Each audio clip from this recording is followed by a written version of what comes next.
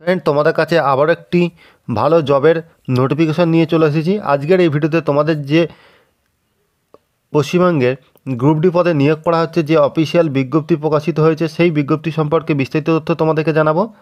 তোমাদেরকে এখানে একটু জিনিস দেখে নিতে বলবো। তোমরা এখানে দেখে নাও যে অ্যাপ্লিকেশনটা বেরিয়েছে, অ্যাপ্লিকেশনের ডেট কী রয়েছে, অর্থাৎ 22/11/2024 এই ডেটে নোটিফিকেশন পাবলিশ হয়েছে। এবং যে মেমো নাম্বার তোমরা দেখতে পাচ্ছ, এটা একটু দেখে নাও, কেননা অ্যাপ্লিকেশন করার সময় এই দুটো জিনিস কিন্তু একটু লাগবে। কোথায় লাগবে সেটা তোমাদেরকে দেখিয়ে দেবো বিজ্ঞপ্তিতে। সকল চাকরি প্রার্থীদের জন্য নতুন খুশির খবর, ব্যাকওয়ার্ড ক্লাস ওয়েলফেয়ার এর পক্ষ থেকে বিভিন্ন পদে গ্রুপ ডি পদে নিয়োগ করা হয়েছে। রাজ্যের যে কোনো জেলা থেকে তোমরা কিন্তু এখানে আবেদন করতে পারবে। দেখো কোন কোন পদে নিয়োগ করা হচ্ছে, এখানে বয়সসীমা কী চাওয়া হয়েছে, বেতন কত দেওয়া হবে, শিক্ষাগত যোগ্যতা কী কী লাগছে, আবেদন পদ্ধতি কীভাবে রয়েছে এবং কীভাবে তোমরা আবেদন করবে, নিয়োগ প্রক্রিয়া কী রয়েছে, আবেদনের শেষ তারিখ কী রয়েছে এবং তোমাদের যে অ্যাপ্লিকেশন করবে অ্যাপ্লিকেশন ফি কী রয়েছে, সম্পূর্ণ তথ্য তোমরা এই ভিডিওতে দেখতে পাবে। ভিডিওটি প্রথম থেকে শেষ পর্যন্ত দেখো, আশা করি তোমাদের জন্য খুবই হেল্পফুল একটি ইনফরমেশন। ভিডিওটি যদি ভালো লেগে থাকে অবশ্যই লাইক করে দেবে, বন্ধুদের মাঝে প্রচুর পরিমাণে শেয়ার করে দেবে।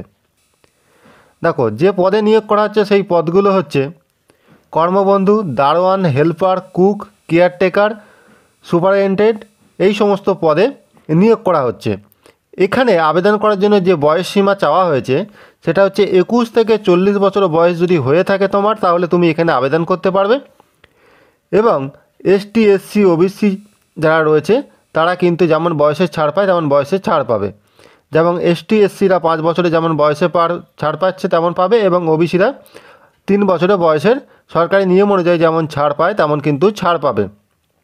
বেতন সীমা এখানে কত রয়েছে, সুপারিনটেন্ডেন্ট পদে চাকরি হলে তোমরা মাসিক বেতন শুরুতে হচ্ছে 15,000 টাকা পাবে এবং পরবর্তীতে সেটা বেতন বাড়ার সুযোগ সুবিধা এখানে রয়েছে। 2 নম্বর দেখো, কেয়ারটেকার পদে যেখানে নিয়োগ করা হচ্ছে তোমাদের এখানে প্রতি মাসে 9,000 টাকা করে দেওয়া হবে এবং এই কম যোগ্যতা এটা কিন্তু ভালো পরিমাণে কিন্তু বেতন রয়েছে এখানে। দেখো কুক পদে নিয়োগ করা হচ্ছে, যে কুকের প্রতি মাসে কিন্তু 7,000 টাকা কিন্তু বেতন রয়েছে। পরবর্তীকালে বেতন কিন্তু প্রতি পদের ক্ষেত্রেই কিন্তু বাড়বে। দেখো এছাড়া রয়েছে হেল্পার পদে নিয়োগ হলে মাসিক বেতন এখানে 5,000 টাকা দেওয়া হচ্ছে। এছাড়া রয়েছে দারোয়ান কাপ নাইট গার্ড, যারা দারোয়ান পদে নিয়োগ হবে তাদের বেতন কিন্তু প্রতি মাসে 6,000 টাকা। কর্মবন্ধু, এই কর্মবন্ধু পদে নিয়োগ হলে প্রতি মাসে বেতন রয়েছে 5,000 টাকা। এবার দেখো শিক্ষাগত যোগ্যতা কী কী লাগছে, হেল্পার, কর্মবন্ধু, কুক, দারোয়ান, এই যে পদগুলো দেখতে পাচ্ছ, হেল্পার, কর্মবন্ধু, কুক, দারোয়ান, এই 4টি পদের ক্ষেত্রে 8ম শ্রেণী পাস করে থাকলে কিন্তু এখানে আবেদন করা যাবে। হেল্পার, কর্মবন্ধু, কুক, দারোয়ান, এই যে 4টে পদ এখানে কিন্তু 8ম শ্রেণী পাস হলে আবেদন করা যাবে। এবং সুপারিনটেন্ডেন্ট পদে হচ্ছে এখানে আবেদন করতে গেলে ন্যূনতম কিন্তু বিএ পাস করে থাকতে হবে, অর্থাৎ ব্যাচেলার অফ আর্টস এখানে কিন্তু যদি হয়ে থাকে তাহলে কিন্তু তোমরা এখানে আবেদন করতে পারবে। কেয়ারটেকার পদের ক্ষেত্রে ন্যূনতম কিন্তু মাধ্যমিক পাস ডিগ্রি অর্জন করতে হবে, অর্থাৎ মাধ্যমিক পাস যদি করে থাকো তাহলে কিন্তু এই কেয়ারটেকার পদে কিন্তু আবেদন করতে পারবে। দেখো নিয়োগ প্রক্রিয়া, দেখো এখানে দারোয়ান, হেল্পার, কুক, কর্মবন্ধু, এই যে 4টি পদ রয়েছে এদের কিন্তু কোনো রকম লিখিত পরীক্ষা হচ্ছে না, সরাসরি ইন্টারভিউয়ের মাধ্যমে নিয়োগ করা হচ্ছে। সরাসরি ইন্টারভিউয়ের মাধ্যমে কিন্তু নিয়োগ করা হচ্ছে কোন কোন পদে, দারোয়ান, হেল্পার, কুক, কর্মবন্ধু, এই যে 4টি পদ, এই 4টে পদে কিন্তু নিয়োগ করা হচ্ছে। দেখো বাকি যে 2টি পদ রয়েছে, বাকি 2টি পদ হচ্ছে যেখানে সুপারিনটেন্ডেন্ট এবং কেয়ারটেকার, এই যে 2টি পদ রয়েছে সেখানে কিন্তু 100 নম্বরের লিখিত পরীক্ষা রয়েছে। এই 2টি পদের ক্ষেত্রে 100 নম্বরের লিখিত পরীক্ষা হবে, যেখানে তোমাদের রয়েছে রিটেন এক্সাম। এই রিটেন এক্সাম যে 100 নম্বরের হচ্ছে সেখানে দেখো যে সিলেবাস রয়েছে, যেখানে হচ্ছে জেনারেল ইংলিশ রয়েছে, বেঙ্গলি রয়েছে, এলিমেন্টারি অ্যারিথমেটিক অ্যান্ড হচ্ছে জেনারেল নলেজ। অর্থাৎ তোমাদের এখানে দেখো ইংলিশ এবং বাংলা ভাষা রয়েছে, অঙ্ক রয়েছে অর্থাৎ ম্যাথ, এবং তোমাদের জিকে রয়েছে। এই 4টে পার্ট থেকে কিন্তু তোমাদের রিটেন এক্সামে কোশ্চেন আসবে। এছাড়া তোমাদের 25 নম্বরের ইন্টারভিউ রয়েছে, 25 নম্বরের ইন্টারভিউ, অর্থাৎ 125 মার্কসের কিন্তু এখানে এক্সাম হচ্ছে। কোন দুটি পদে? সুপারিনটেন্ডেন্ট এবং হচ্ছে কেয়ারটেকার, এই দুটি পদের ক্ষেত্রে। বাকি যে 4টি পদ রয়েছে দারোয়ান, হেল্পার, কুক, কর্মবন্ধু, এই 4টি পদের ক্ষেত্রে কিন্তু কোনো রকম লিখিত পরীক্ষা হচ্ছে না, সরাসরি ইন্টারভিউর মাধ্যমে নিয়োগ করা হচ্ছে।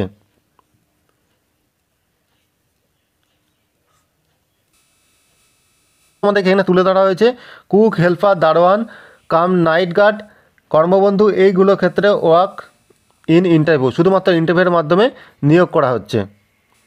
পরবর্তী দেখো আবেদন পদ্ধতি কী রয়েছে। এখানে ইচ্ছুক প্রার্থীরা অফলাইনের মাধ্যমে আবেদন করতে পারবে।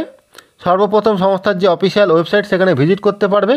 সেখানে গিয়ে তোমরা কিন্তু এই প্রিন্ট আউটটি করে নিয়ে তোমরা কিন্তু সরাসরি আবেদন করতে পারবে, কিংবা তোমরা যে লোকেশন তোমাদের যে রয়েছে অর্থাৎ অ্যাপ্লিকেশন করার যে অ্যাড্রেস দেওয়া রয়েছে সেখানে তোমাদের সব কিছু ডকুমেন্টস কালেক্ট করে যে অ্যাপ্লিকেশন ফর্মটা তোমাদেরকে দেবো সেই অ্যাপ্লিকেশন ফর্মটি তোমরা কিন্তু ফিল আপ করে সরাসরি সেই ড্রপ বক্সে গিয়ে পোস্ট অফিসের মাধ্যমে কিংবা নথি তো পাঠাতে পারো।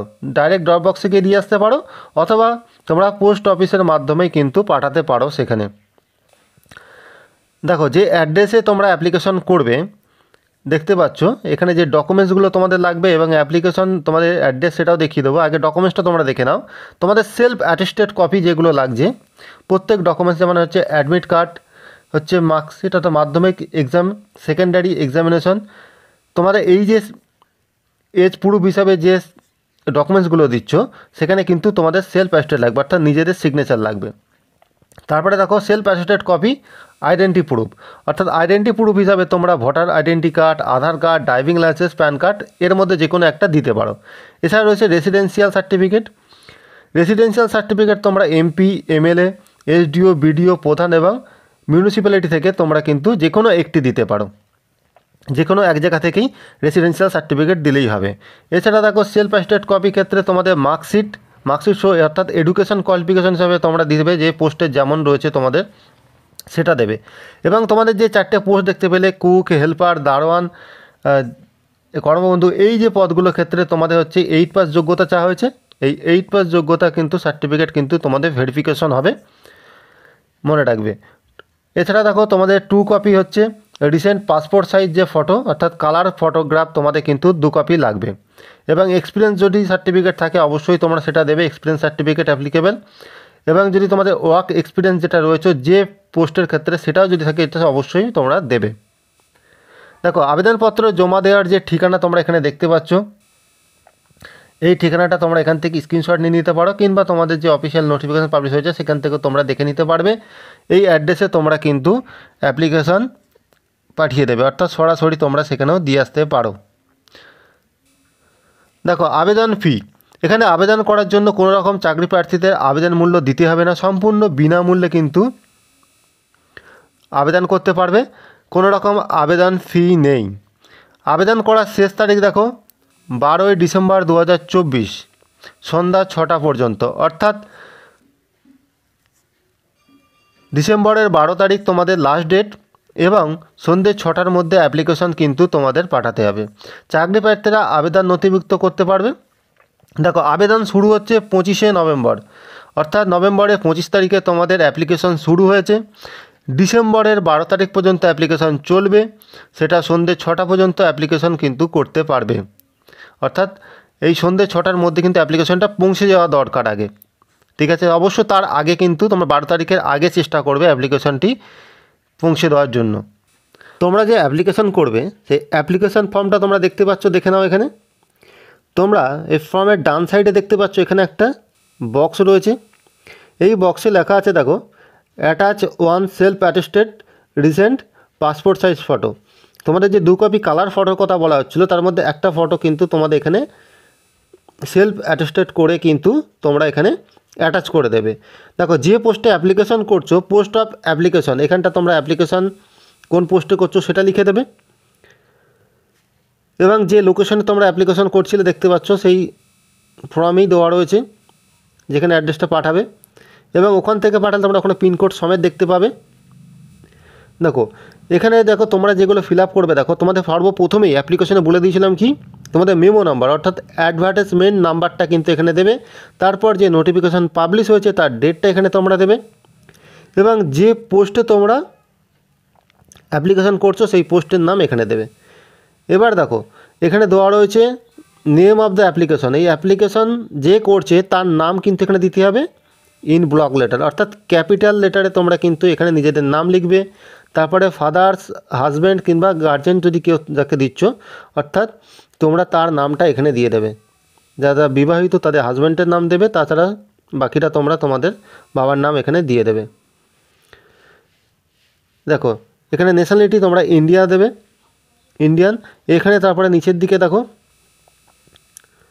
এখানে তোমাদের ভিলেজ অথবা টাউন তোমাদের যেটা আছে সেটা এখানে লিখে দেবে। ব্লক, মিউনিসিপ্যালিটি এবং কর্পোরেশন তোমরা যে যেখান থেকে রয়েছো সেটা দেবে। যাদের ব্লক দেবে, মিউনিসিপ্যালিটির নাম দিয়ে দেবে। দেখো পোস্ট অফিস নাম এখানে দেবে। দেখো পুলিশ স্টেশন, যাদের তোমাদের যেটা পুলিশ স্টেশন রয়েছে সেটা দেবে। তোমাদের ডিস্ট্রিক্ট দেবে। তোমরা কোন ডিস্ট্রিক্ট থেকে এই ভিডিওটি দেখছো অবশ্যই কমেন্টে জানিয়ে দিও, কে কোন ডিস্ট্রিক্ট থেকে আমাদের এই ভিডিওটি দেখছো। তোমরা তোমাদের এখানে ডিস্ট্রিক্ট দেবে, তোমাদের পিনকোড যেটা রয়েছে পিনকোড এখানে দেবে। এবং সেম দেখো তোমাদের যে পার্মানেন্ট যে অ্যাড্রেসটা, তোমাদের সেম যদি পার্মানেন্ট অ্যাড্রেস হয় সেক্ষেত্রে তোমরা কিন্তু উপরের যে অ্যাড্রেসটা ফিল আপ করলে সেম কিন্তু এখানে ফিল আপ করে দেবে। এবং পার্মানেন্ট অ্যাড্রেস এবং তোমাদের যেখানে বসবাস করে তার অ্যাড্রেস যাদের আলাদা, তাদের কিন্তু আলাদাভাবে এখানে লিখতে হবে, প্রত্যেকটা আলাদা। আর যাদের সেম রয়েছে তারা কিন্তু উভয়টা যেমন লিখছো সেম এখানে লিখে দেবে। দেখো ব্লক, মিউনিসিপ্যালিটি, কর্পোরেশন নাম লিখে দেবে, পোস্ট অফিসের নাম লিখবে, পুলিশ স্টেশনের নাম লিখবে, ডিস্ট্রিক্ট লিখবে, পিনকোড লিখবে। এরপরে দেখো এখানে রয়েছে দেখো ডেট অফ বার্থ, তোমরা ডেট অফ বার্থটা এখানে দিয়ে দেবে, অর্থাৎ তোমাদের জন্ম তারিখ। তারপরে দেখো এখানে যেটা তোমাদের এজ কত হচ্ছে, এজ অ্যাজ অন দেখতে পাচ্ছ 1/1/2025, 1/1/2025 হিসাবে তোমাদের যে বয়স হচ্ছে, কত বছর, কত মাস, কত ডে তোমাদের হিসাব করে এখানে কিন্তু সেটা লিখে দেবে। তোমাদের সেক্স এখানে দেবে হচ্ছে দেখো তোমাদের জেন্ডার মেল, ফিমেল কিংবা যদি থার্ড জেন্ডার হও তোমরা এখানে আদার্স এখানে করে দেবে। কন্ট্যাক্ট নাম্বার এখানে দেবে, ইমেল আইডি এখানে দেবে। অর্থাৎ কন্ট্যাক্ট নাম্বার এবং ইমেল আইডি এই দুটো কিন্তু ম্যান্ডেটরি, তোমাদের যা যোগাযোগ হবে পরবর্তীতে সব কমিউনিকেশন কিন্তু এখান থেকে হবে। অর্থাৎ তোমাদের mobile number, email ID, permanent email ID, mobile number অবশ্যই দেওয়ার চেষ্টা করবে, পরবর্তীতে যেন যে তোমাদের সাথে যে কমিউনিকেশন হবে সেটা যেন নষ্ট না হয়। দেখো যে ক্যাটাগরি তোমরা দেবে, তোমাদের যে ক্যাটাগরি রয়েছে ইউআর থাকলে ইউআর, এসটি থাকলে এসটি, এসসি থাকলে এসসি, ওবিসি থাকলে সব কিন্তু তোমরা তোমাদের মতো এখানে ফিল আপ করবে।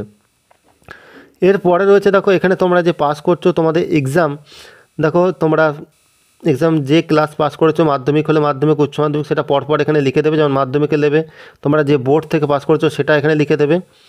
ইয়ার অফ কত সালে হচ্ছে পাস করেছো মাধ্যমিক সেটা দেবে।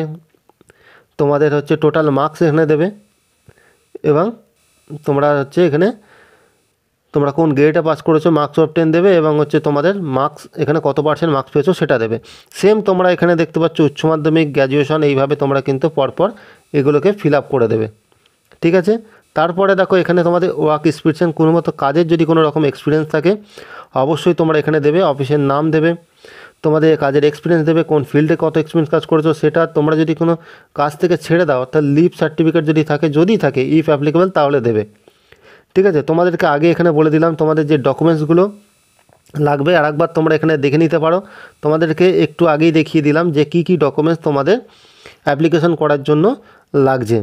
ঠিক আছে। এজ প্রুফ হিসাবে তোমাদের অ্যাডমিট কার্ড যেটা মাধ্যমিকের কিংবা হচ্ছে তোমাদের যে সেকেন্ডারি এক্সামস তার ক্ষেত্রে দিতে পারো। তোমাদের হচ্ছে আইডেন্টি প্রুফ হিসাবে ভোটার কার্ড, আধার কার্ড কিংবা ড্রাইভিং লাইসেন্স, প্যান কার্ডের মধ্যে যে কোনো একটা দিতে পারো। রেসিডেন্সিয়াল সার্টিফিকেট তোমরা এমপি, এমএলএ, এসডিও, প্রধান কিংবা মিউনিসিপ্যালিটি যে কোনো একটা এখান থেকে দিতে পারো। তোমাদের এডুকেশন কোয়ালিফিকেশন তোমাদের যেটা রয়েছে হাই কোয়ালিফিকেশন সেটা দেবে। আর যারা এই যে 4টি পোস্ট দেখতে পাচ্ছ কুক, হেল্পার, দারোয়ান, নাইট গার্ড এবং কর্মবন্ধু, এই ক্ষেত্রে যারা 8 পাস কোয়ালিফিকেশন দেবে তারা কিন্তু 8 পাস সার্টিফিকেট দিতে পারো। সেক্ষেত্রে তোমাদের কিন্তু পুলিশ ভেরিফিকেশন হবে। দেখো 2 কপি তোমাদের ফটোর কথা বলছিলাম সেটা দেবে।